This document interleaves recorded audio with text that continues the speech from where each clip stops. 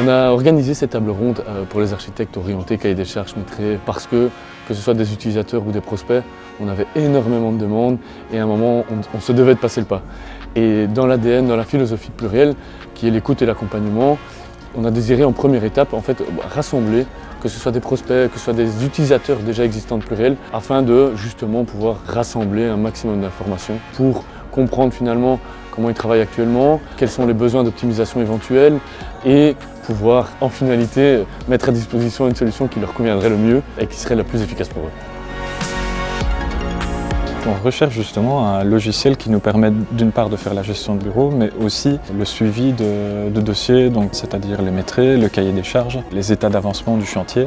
Renaud m'a rapidement proposé de prendre part aux discussions puisqu'il s'avère que Pluriel tend à mettre ça en place. Et nous, étant dans la recherche du logiciel parfait, au bureau on appelle ce logiciel la licorne puisqu'on ne la trouve pas. On sait qu'on va la trouver un jour.